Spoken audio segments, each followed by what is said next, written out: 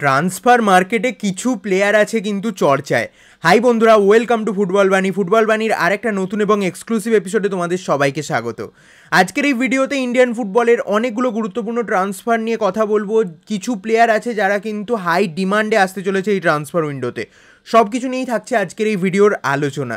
একটা কথাই বলবো, যারা প্রথমবার আমাকে দেখছো বা আমার চ্যানেলটাকে দেখছো অবশ্যই সাবস্ক্রাইব করে নিও। ইন্ডিয়ান ফুটবলের এরকমই রেগুলার আপডেট সবার আগে তোমরা এই চ্যানেলে পেয়ে যাবে। তো চলো বন্ধুরা, এখানে একদমই আর কথা বাড়াচ্ছি না, সরাসরি আজকের মেন আলোচনায় যাওয়া যাক। তো বন্ধুরা, আজকের ভিডিওর প্রথম যে আপডেটটা দিয়ে দেবো সেটা রোহিত কুমারকে নিয়ে। 2-3 দিন আগের ভিডিওতেই জানিয়েছিলাম যে রোহিত কুমার বেঙ্গালুরু এফসি ছেড়ে জয়েন করতে চলেছে ওডিশা এফসিতে। এবার কিন্তু মার্কাসের তরফ থেকেও জানিয়ে দেওয়া হয়েছে রোহিত কুমার, যার কন্ট্রাক্ট বেঙ্গালুরু এফসির সাথে 2025 সাল অবধি থাকলেও সেই কন্ট্রাক্টে টার্মিনেট করে দিয়ে রোহিত কুমার বেঙ্গালুরু এফসি থেকে জয়েন করছে ওডিশা এফসিতে। একদমই ডিল ডান, তাই তোমাদেরকে শেয়ার করে দিলাম। অন্যদিকে আরেকটা ফুটবলার কিন্তু খুবই ডিমান্ডে আসতে চলেছে, মানে তার জন্য একটা হাই অ্যামাউন্টের ট্রান্সফার ফি কিন্তু চাইছে মুম্বাই সিটি এফসি। সেই ফুটবলারটার কেউ নয়, বিপিন সিং। হ্যাঁ বন্ধুরা, এই লেফট উইঙ্গার বিপিন সিং, যার কন্ট্রাক্ট এখনও বাকি আছে মুম্বাই সিটি এফসির সাথে। 2025 সাল অবধি কন্ট্রাক্ট বাকি আছে বিপিনের, এবং গুরুত্বপূর্ণ ফুটবলার মুম্বাই সিটি এফসির। তবে যেটা শোনা যাচ্ছে, মুম্বাই সিটি এফসি কিন্তু বিপিন সিংকে ছেড়ে দিতে পারে। মানে শুধুমাত্র ছাড়বে না, একটা হিউজ অ্যামাউন্টের ট্রান্সফার ফি নিয়ে বিপিন সিংকে অন্য ক্লাবে পাঠাতে পারে মুম্বাই সিটি এফসি। এবার দেখো, বিপিন এই সিজনে 22টা ম্যাচ খেলেছে, 4টে গোল 2টো অ্যাসিস্ট করেছে। ফাইনালে সেই গুরুত্বপূর্ণ গোলটা কে ভুলতে পারে। তো এই বিপিন সিংকে যে কোনো ক্লাব চাইবে, তাদের মধ্যে ওডিশা এফসির নাম আগেও জানিয়েছিলাম। ওডিশা এফসি কিন্তু রেসে আছে, বাট আমার তো পার্সোনালি মনে হয় ইস্টবেঙ্গল কিন্তু ট্রাই করতে পারে বিপিনকে। বিপিন সিং ইস্টবেঙ্গলের জন্য একটা ভালো অ্যাসপেক্ট হয়ে উঠতে পারে। ইস্টবেঙ্গল মানে একটা যদি ভালো অ্যামাউন্টের ট্রান্সফার ফি পে করতে পারে, তাহলে কিন্তু বিপিন সিংকে নিয়ে আসতে পারে। দেখা যাক। তবে আপাতত কোনো রকমের অফার পাঠায়নি ইস্টবেঙ্গল বিপিন সিংয়ের জন্য। পরবর্তী সময় যদি অফার পাঠায় সেটা তো অবশ্যই শেয়ার করব। আপাতত ওডিশা এফসির নামটাই কিন্তু জুড়েছে বিপিন সিংয়ের সাথে। তবে হ্যাঁ, এই প্লেয়ারের ডিমান্ড যে হাই হতে চলেছে এই ট্রান্সফার উইন্ডোতে, সেই নিয়ে কোনো রকম সন্দেহই নেই। অন্যদিকে চেন্নাইন এফসির জিতেশ্বর সিংকে নিয়েও কিন্তু একটা রিউমার উঠছে। অনেকেই বলছে জিতেশ্বর সিংকে নাকি চেন্নাইন এফসি ছেড়ে দিতে পারে। তবে আমাদের কাছে যতটা আপডেট আছে, চেন্নাইন এফসি জিতেশ্বরকে অতটাভাবে ছাড়ার প্রতি ইন্টারেস্টেড নয়।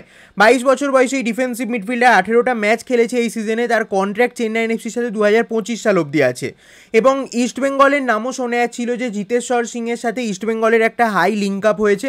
তবে হ্যাঁ, আমাদের কাছে কিন্তু এখনও সেরকম খবর নেই, মানে চেন্নাইন এফসি জিতেশ্বরকে ছাড়বে বলে আমাদের কাছে কোনো আপডেট নেই।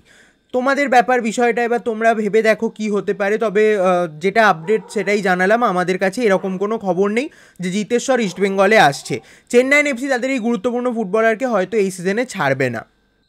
অন্যদিকে মোহনবাগান কিন্তু একজন গুরুত্বপূর্ণ বিদেশি ফুটবলারকে স্কাউট করে রেখেছে। অস্ট্রেলিয়ান ফুটবলার 24 বছর বয়সী অ্যাটাকিং মিডফিল্ডার কোনর মেটকাফ। এই কোনর মেটকাফকে কিন্তু টার্গেট করে রেখেছে মোহনবাগান সুপার জায়ান্ট। তবে হ্যাঁ, এই সিজনে পাওয়ার সম্ভাবনা অলমোস্ট নেই এই অ্যাটাকিং মিডফিল্ডার। তবে তাকে স্কাউট করেছে মোহনবাগান, এবং পরবর্তী সময় কিন্তু এই ফুটবলারকে নিয়ে আসার সব রকমের চেষ্টা করবে। তার কন্ট্রাক্ট শেষ হবে 2025 সালের জুন মাসে। বর্তমানে খেলছে বুন্ডেস লিগার second division club FC Saint পাউলিতে।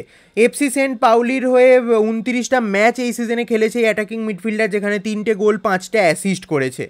তার কেরিয়ারটা শুরু হয়েছিল মেলবোর্ন সিটির ইউথ একাডেমি থেকে। তারপর মেলবোর্ন সিটির হয়ে দীর্ঘদিন খেলেছে, এবং তারপর কিন্তু জয়েন করেছে বুন্ডেস লিগা 2তে, অর্থাৎ জার্মানি সেকেন্ড ডিভিশন, সেখানের ক্লাব সেন্ট পাউলিতে।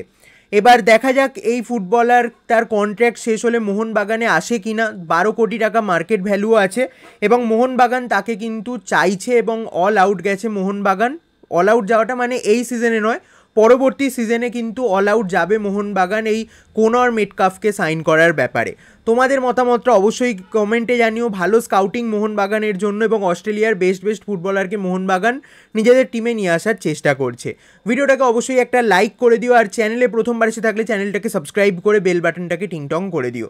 তো চলো বন্ধুরা, আজকের মতো ভিডিওটা এখানেই শেষ করছি। দেখা হবে আবার পরবর্তী এপিসোডে। ততক্ষণের জন্য টাটা।